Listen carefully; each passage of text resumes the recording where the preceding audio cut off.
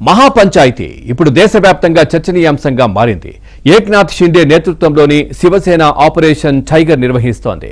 ఎంపీలు ఎమ్మెల్యేలకు డోర్లు ఓపెన్ చేశామంటూ బహిరంగ ప్రకటన చేశారు ఆ పార్టీ నేతలు. దీంతో 7 ఎంపీలు 16 మంది ఎమ్మెల్యేలు శివసేన యూబీటీ నుంచి జంప్ అయ్యేందుకు సిద్ధమైనట్లు సమాచారం.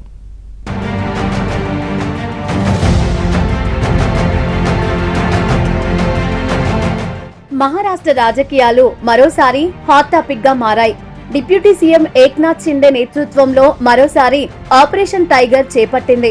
ఉద్ధవ్ ఠాక్రే నేతృత్వంలోని శివసేన యూబీటీకి చెందిన 7 ఎంపీలు 16 మంది ఎమ్మెల్యేలు డిప్యూటీ సీఎం ఏక్నాథ్ షిండే వర్గంలో చేరబోతున్నారంటూ జోరుగా ప్రచారం జరుగుతోంది. ఆపరేషన్ టైగర్ ప్రచార నేపథ్యంలో పార్టీ ఫిరాయింపులను అడ్డుకునేందుకు ఉద్ధవ్ ఠాక్రే రంగంలోకి దిగారు. ఇందులో భాగంగానే పార్టీ శాసనసభాపక్ష అత్యవసర సమావేశానికి ఆయన పిలుపునిచ్చారు. ప్రస్తుతం మహారాష్ట్రలో ఆపరేషన్ టైగర్ పేరుతో రాజకీయ రచ్చ జరుగుతోంది. 9 మంది శివసేన యూబీటీ ఎంపీలలో 7 ఎంపీలు డిప్యూటీ సీఎం ఏక్నాథ్ షిండేతో టచ్ లో ఉన్నారని, వారు త్వరలో ఎన్డీఏలో చేరనున్నట్లు సమాచారం. ఇప్పటికే పశ్చిమ బెంగాల్లో 20 మంది టీఎంసీ ఎంపీలు మమతా బెనర్జీపై తిరుగుబాటు చేసి కొత్త పార్టీలో చేరారు. ఇప్పుడు మరోసారి మహారాష్ట్రలో 2022 సీన్ రిపీట్ అయ్యేలా కనిపిస్తోంది. ఏక్నాథ్ షిండే నేతృత్వంలో శివసేన ద్వారాలు తెరిచే ఉన్నాయని, ఎవరైనా రావచ్చంటూ మంత్రి ప్రతాప్ सरनाईक చేసిన వ్యాఖ్యలకు మరింత బలం చేకూరాయి. शिंदे साहेबांच्या नेतृत्वावर आम्ही प्रवेश केला, उठाव तो झालाच ना. त्यामुळे भविष्यामध्ये काय होईल हे आता सांगता येणार नाही, परंतु त्यांच्या पक्षामध्ये त्यांच्या नेतृत्वावर जर लोक विश्वास ठेवत नसेल, लोकप्रतिनिधी म्हणून निवडून आलेले खासदार किंवा आमदार विश्वास ठेवत नसेल आणि त्यांना जर एकनाथ शिंदे साहेबांच्या नेतृत्वाखाली ఆదివారం నాడు శివసేన యూబీటీకి చెందిన ఎమ్మెల్యేలు ఎంపీలతో ఉద్ధవ్ ఠాక్రే సమావేశం నిర్వహించారు. శివసేన యూబీటీ వర్గానికి మొత్తం 9 మంది ఎంపీలు ఉండగా ఈ సమావేశానికి కేవలం 5 మాత్రమే హాజరయ్యారు.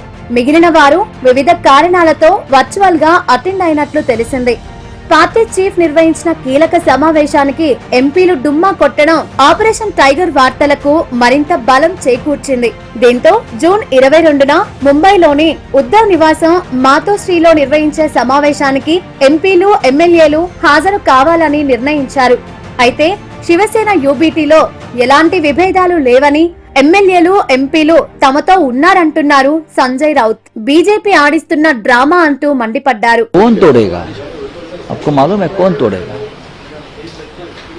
हम बैठे हैं ना.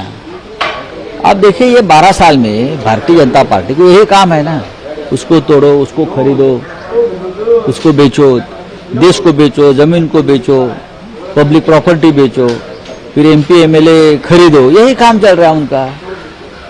देश निर्माण का काम कहाँ चल रहा है? क्या हम देख रहे हैं?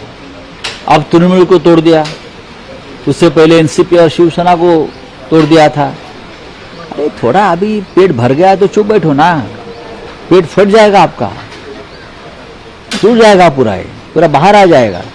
మొత్తానికి ఆపరేషన్ తృణమూల్ కాంగ్రెస్ ముగియగానే ఇప్పుడు మహారాష్ట్రలో ఆపరేషన్ టైగర్ తీవ్ర చర్చనీయాంశంగా మారింది. లోక్సభ, రాజ్యసభలో స్పష్టమైన మెజారిటీ కోసం ఇలా చేస్తున్నారంటూ రాజకీయ విశ్లేషకులు చెబుతున్నారు.